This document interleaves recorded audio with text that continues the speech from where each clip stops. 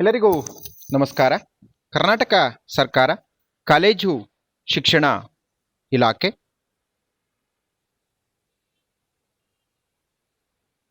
ಅನುಷ್ಠಾನಗೊಳಿಸುತ್ತಿರುವ learning management system LMS ಎಂಬ digital ಕಲಿಕಾ ಕಾರ್ಯಕ್ರಮದ ಹಿನ್ನೆಲೆಯಲ್ಲಿ ತುಮಕೂರು ವಿಶ್ವವಿದ್ಯಾನಿಲಯ ಪ್ರಥಮ BA ಪ್ರಥಮ ಸೆಮಿಸ್ಟರ್ಗೆ ಪ್ರಥಮ ಭಾಷೆ ಕನ್ನಡಕ್ಕೆ ಸಂಬಂಧಪಟ್ಟಂತೆ ನಿಗದಿಗೊಳಿಸಿರುವ ಚಂದ್ರಹಾಸ ಎಂಬ ನಾಟಕವನ್ನು ಕುರಿತಂತೆ ಈ ಒಂದು ಅವಧಿಯಲ್ಲಿ ತಿಳಿದುಕೊಳ್ಳೋಣ.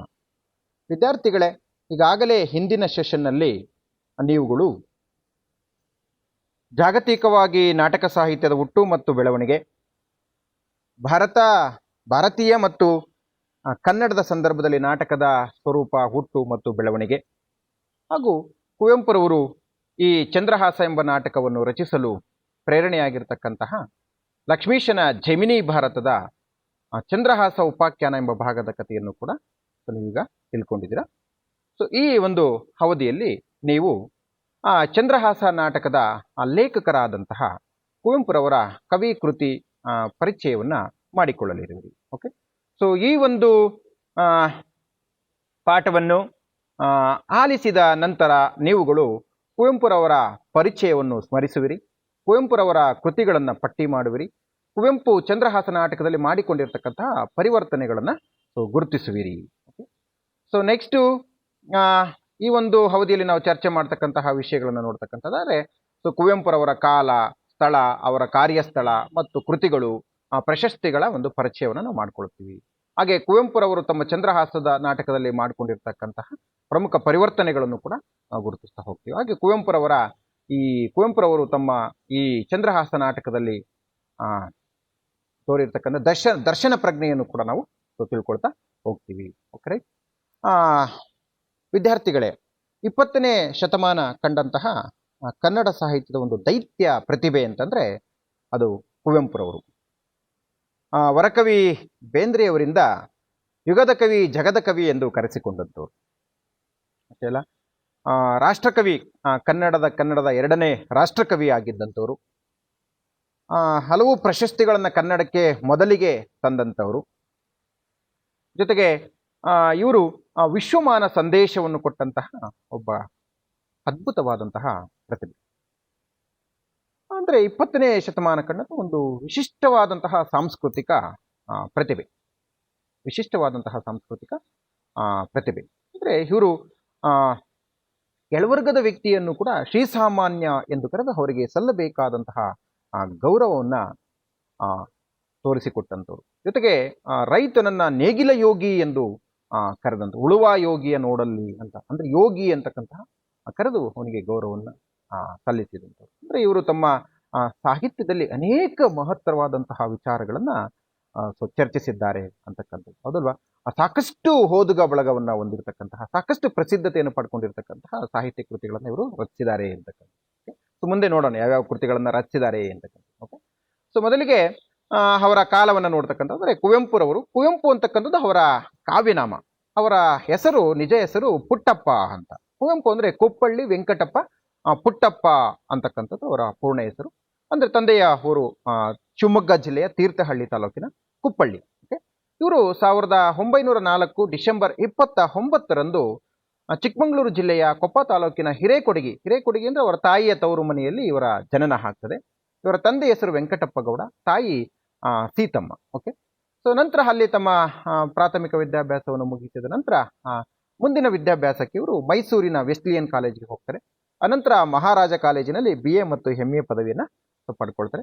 ಅನಂತರ ಮೈಸೂರಿನಲ್ಲೇನೆ ತಮ್ಮ ವೃತ್ತಿಯನ್ನು ಕೂಡ ಆರಂಭಿಸ್ತಾರೆ. ಅಂದರೆ ಕುವೆಂಪುರವರ ಜನ್ಮಭೂಮಿ ಶಿವಮೊಗ್ಗವಾದರೂ ಕೂಡ ಅವರ ಕರ್ಮಭೂಮಿ, ಅಂದರೆ ಅವರು ಕಾರ್ಯನಿರ್ವಹಿಸಿದ್ದೆಲ್ಲವೂ ಕೂಡ ಸೊ ಮೈಸೂರಿನಲ್ಲಿ ಅಂತಕ್ಕಂಥದ್ದನ್ನು ನಾವು ಗಮನಿಸಬೇಕಾಗ್ತದೆ. ಓಕೆ, ನೋಡಿ, ಅವರು ಮೈಸೂರು ಮಹಾರಾಜ ಕಾಲೇಜಿನಲ್ಲಿ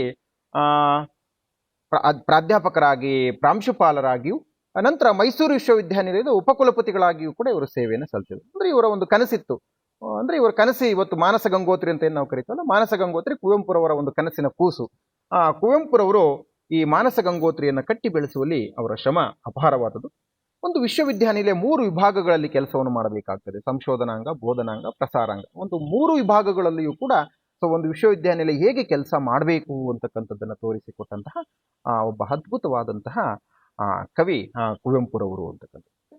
ಇನ್ನು ಕುವೆಂಪುರವರು ಸಾಹಿತ್ಯದ ಎಲ್ಲ ಪ್ರಕಾರಗಳಲ್ಲಿಯೂ ಕೂಡ ಸಾಹಿತ್ಯ ರಚನೆ ಮಾಡಿರ್ತಕ್ಕಂಥದ್ದನ್ನು ನಾವು ಗಮನಿಸಬಹುದಾಗಿದೆ. ಅದರಲ್ಲಿ ಮುಖ್ಯವಾಗಿ ನೋಡ್ತಕ್ಕಂಥದ್ದಾದ್ರೆ ಇವರು ಬರೆದಿರ್ತಕ್ಕಂತಹ ಒಂದು ಮಹಾಕಾವ್ಯ ಯಾವುದಪ್ಪ ಅಂದ್ರೆ ಶ್ರೀ ರಾಮಾಯಣ ದರ್ಶನಂ ಅಂತಕ್ಕಂಥದ್ದು. ರಾಮಾಯಣದ ಕಥಾ ವಸ್ತುವನ್ನು ಆಯ್ಕೆ ಮಾಡಿಕೊಂಡು ಕಥಾ ಚೌಕಟ್ಟು ರಾಮಾಯಣದ್ದೇ ಆದರೂ ಅಲ್ಲಿ ತನ್ನ ದರ್ಶನ ಪ್ರಜ್ಞೆಯನ್ನು ಮೂಡಿಸಿರ್ತಕ್ಕಂಥದ್ದು ನಾವು ಗಮನಿಸ್ತಾ ಹೋಗ್ಬೇಕಾಗ್ತದೆ. ಅದ್ಭುತವಾದಂತಹ ಕಾವ್ಯ. ಹಲವು 3 ಪ್ರಶಸ್ತಿಗಳನ್ನ ಪಡೆದುಕೊಂಡಂತಹ ಒಂದು ಏಕಮಾತ್ರ ಕೃತಿ ಅಂತಂದ್ರೆ ಅದು ಶ್ರೀ ರಾಮಾಯಣ ದರ್ಶನಂ ಅಂತಕ್ಕಂಥದ್ದು. ಜ್ಞಾನಪೀಠ ಪ್ರಶಸ್ತಿ, ಪಂಪಾ ಪ್ರಶಸ್ತಿ, ಕೇಂದ್ರ ಸಾಹಿತ್ಯ ಅಕಾಡೆಮಿ ಪ್ರಶಸ್ತಿ.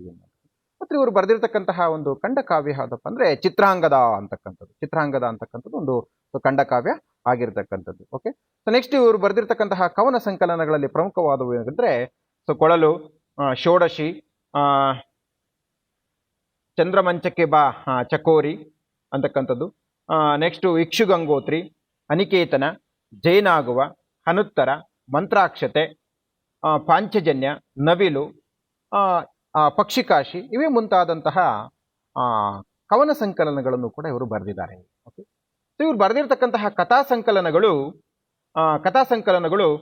ನೋಡ್ತಕ್ಕಂಥದ್ದಾದ್ರೆ ಸನ್ಯಾಸಿ ಮತ್ತು ಇತರ ಕಥೆಗಳು, ನನ್ನ ದೇವರು ಮತ್ತು ಇತರ ಕಥೆಗಳು, 2 ಕಥಾ ಸಂಕಲನಗಳನ್ನು ಇವರು ಬರೆದಿರ್ತಕ್ಕಂಥದ್ದನ್ನು ಗಮನಿಸಬಹುದಾಗಿದೆ. ಮತ್ತು ಇವರ ಕಾದಂಬರಿಗಳಂತೂ ಕೂಡ ಸಾಕಷ್ಟು ಚಿರಪರಿಚಿತವಾಗಿರ್ತಕ್ಕಂಥದ್ದು.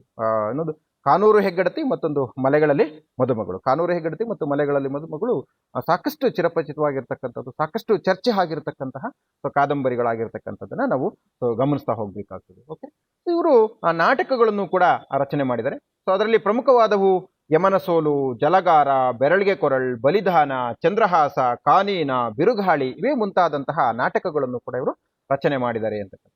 ಮಲೆನಾಡಿನ ಚಿತ್ರಗಳು ಅಂತಕ್ಕಂಥದ್ದು ಇವರು ಬರೆದಿರ್ತಕ್ಕಂಥ ಒಂದು ಪ್ರಬಂಧ ಸಂಕಲನ ಆಗಿದೆ. ಮತ್ತೆ ವಿಮರ್ಶಾ ಕ್ಷೇತ್ರದಲ್ಲಿ ಇವರು ಬರೆದಿರ್ತಕ್ಕಂಥದ್ದು ಕಾವ್ಯ ವಿಹಾರ, ತಪೋನಂದನ, ವಿಭೂತಿ ಪೂಜೆ, ದ್ರೌಪದಿಯ ಶ್ರೀಮುಡಿ, ರಸೋವೈಶಃ ಅಂತಕ್ಕಂತಹ ವಿಮರ್ಶಾ ಕೃತಿಗಳನ್ನು ಕೂಡ ಇವರು ರಚನೆ ಮಾಡಿರ್ತಕ್ಕಂಥ. ಇವರ ಕುವೆಂಪುರವರ ಆತ್ಮಕಥೆ ಯಾವುದು ಅಂತಂದ್ರೆ ನೆನಪಿನ ದೋಣಿಯಲ್ಲಿ ಅಂತಕ್ಕಂಥದ್ದು. ಇವರು ಬರೆದಿರ್ತಕ್ಕಂತಹ ಜೀವನ ಚರಿತ್ರೆ ಅಂದ್ರೆ ಸ್ವಾಮಿ ವಿವೇಕಾನಂದ, ರಾಮಕೃಷ್ಣ ಪರಮಹಂಸರು ಇವರಿಬ್ಬರನ್ನು ಕುರಿತು ಇವರು ಜೀವನ ಚರಿತ್ರೆಯನ್ನು ಕೂಡ ಬರೆದಿರ್ತಕ್ಕಂಥದ್ದು. ಮತ್ತೆ ಇವರ ಪ್ರಮುಖವಾಗಿರ್ತಕ್ಕಂತಹ ಭಾಷಣ ಲೇಖನ ಅಂತಕ್ಕಂಥದ್ದು ಅಂದ್ರೆ ಪ್ರಮುಖವಾಗಿ ಯುವಕರನ್ನ ಗುರಿಯಾಗಿಟ್ಟುಕೊಂಡು ಬರೆದಿರ್ತಕ್ಕಂಥದ್ದು ಆತ್ಮಶ್ರೀಗಾಗಿ ನಿರಂಕುಶಮತಿಗಳಾಗಿ, ಷಷ್ಠಿ ನಮನ, ಮನುಜಮತ ವಿಶ್ವಪಥ ಅಂತಕ್ಕಂಥದ್ದು, ಜೊತೆಗೆ ವಿಚಾರ ಕ್ರಾಂತಿಗೆ ಆಹ್ವಾನ ಅಂತಕ್ಕಂತಹ ಸಾಹಿತ್ಯ ಭಾಷಣ ಲೇಖನಗಳನ್ನು ಕೂಡ ಬರೆದಿರ್ತಕ್ಕಂಥ ಗಮನಿಸಬಹುದಾಗಿದೆ. ಮತ್ತು ಶಿಶು ಸಾಹಿತ್ಯಕ್ಕೂ ಸಂಬಂಧಪಟ್ಟಂತೆ ಹಮಲನ ಕತೆ, ಮೋಡಣ್ಣನ ತಮ್ಮ, ಆಳೂರು, ಬೊಮ್ಮನಹಳ್ಳಿಯ ಕಿಂದರಿ ಜೋಗಿ, ನನ್ನ ಗೋಪಾಲ ಇವೇ ಮುಂತಾದಂತಹ ಮಕ್ಕಳ ಒಂದು ಸಾಹಿತ್ಯವನ್ನು ಕೂಡ ಬರೆದಿರ್ತಕ್ಕಂಥದ್ದನ್ನು ನಾವು ಗಮನಿಸಬಹುದಾಗಿದೆ. ಇವರಿಗೆ ಹಲವಾರು ವಿಶ್ವವಿದ್ಯಾನಿಲಯಗಳು ಗೌರವ ಡಾಕ್ಟರೇಟ್ ಪದವಿಯನ್ನು ನೀಡಿ ಗೌರವಿಸಿದವೆ. ಕೇಂದ್ರ ಸಾಹಿತ್ಯ ಅಕಾಡೆಮಿ ಪ್ರಶಸ್ತಿ ಬಂದಿದೆ, ಪದ್ಮ ಸರಣಿಯ ಪ್ರಶಸ್ತಿ ಬಂದಿರತಕ್ಕಂಥದ್ದನ್ನು ನೋಡ್ಬೋದಾಗಿದೆ.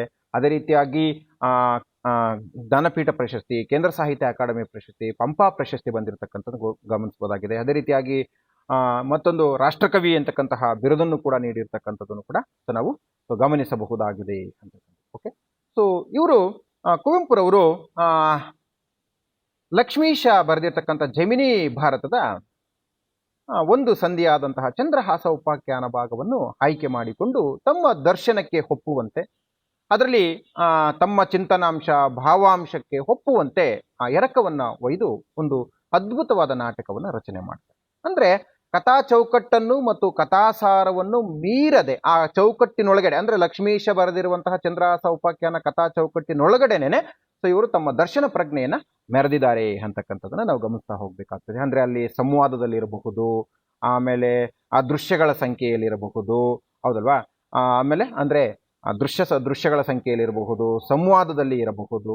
ಇಲ್ಲಿ ಕೆಲವೊಂದು ಕಡೆ ಅವರು ಮಾರ್ಪಾಡುಗಳನ್ನ ಮಾಡ್ಕೊಂಡಿದ್ದಾರೆ ಅಂತಕ್ಕಂಥದ್ದನ್ನು ನಾವು ಗಮನಿಸ್ತಾ ಹೋಗ್ಬೇಕಾಗ್ತದೆ, ಹೌದಲ್ವಾ. ಅದೇ ರೀತಿಯಾಗಿ ಇದರಲ್ಲಿ ದುರಂತ ನಾಟಕದ ಛಾಯೆಯನ್ನು ಕೂಡ ಅವರು ತಂದಿರತಕ್ಕಂಥದ್ದು ಗಮನಿಸ್ತಾ ಹೋಗ್ಬೇಕಾಗ್ತದೆ. ಅಂದ್ರೆ ಅಲ್ಲಿ ದುಷ್ಟ ಬುದ್ಧಿಯ ಪಾತ್ರದ ಮೂಲಕ ಅಲ್ಲಿ ದುರಂತ ನಾಟಕದ ಅಂದ್ರೆ ಶೇಕ್ಸ್ಪಿಯರ್ನ ದುರಂತ ನಾಟಕದ ಛಾಯೆಯನ್ನು ಕೂಡ ಕನ್ನಡದಲ್ಲಿ ಅಂದ್ರೆ ಚಂದ್ರಹಾಸ ನಾಟಕದಲ್ಲಿ ಅವರು ತಂದಿರತಕ್ಕಂಥದ್ದನ್ನು ನಾವು ಗಮನಿಸ್ತಾ ಹೋಗ್ಬೇಕಾಗ್ತದೆ ಅಂತಕ್ಕಂಥದ್ದು. ಓಕೆ, ಈ ಚಂದ್ರಹಾಸ ನಾಟಕದಲ್ಲಿ ಒಟ್ಟು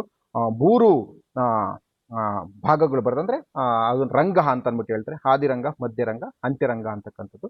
ಸೊ ಅನಂತರ ಒಟ್ಟು 21 ದೃಶ್ಯಗಳು ಇರ್ತಕ್ಕಂಥದ್ದನ್ನು ಕೂಡ ಸೊ ಇಲ್ಲಿ ನಾವು ಗಮನಿಸ್ತಾ ಹೋಗಬೇಕಾಗ್ತದೆ. ಒಂದು ರೀತಿ ಇದೊಂದು ರೀತಿ ಕುವೆಂಪುರವರು ತಮ್ಮ ದರ್ಶನ ಪ್ರಜ್ಞೆಗೆ, ತಮ್ಮ ದೃಷ್ಟಿಕೋನಕ್ಕೆ ಒಪ್ಪುವಂತೆ ಕಥಾ ಚೌಕಟ್ಟನ್ನು ಮೀರದೆ ಒಂದು ಚಂದ್ರಹಾಸನ ಕಥೆಯನ್ನು ಪುನರ್ ಸೃಷ್ಟಿ ಮಾಡಿದ್ದಾರೆ ಅಂತ ಅಂದ್ಬಿಟ್ಟು ಹೇಳ್ಬೋದು. ಅದಕ್ಕೆ ಇದೊಂದು ಪುನರ್ಜನ್ಮೋಪಮ ಕೃತಿ ಅಂತ ಅಂದ್ಬಿಟ್ಟು ಹೇಳ್ತಾರೆ. ಕುವೆಂಪುರವರು ಹೇಳ್ತಾರೆ ಅಂದ್ರೆ ಇದೊಂದು ಪುನರ್ಜನ್ಮವನ್ನು ಪಡೆದಂತಹ ಕೃತಿ ಅಂತ ಅಂದ್ಬಿಟ್ಟು ಸೊ ಹೇಳ್ತಕ್ಕಂಥದ್ದನ್ನ ನಾವು ಗಮನಿಸ್ತಾ ಹೋಗ್ಬೋದಾಗಿದೆ.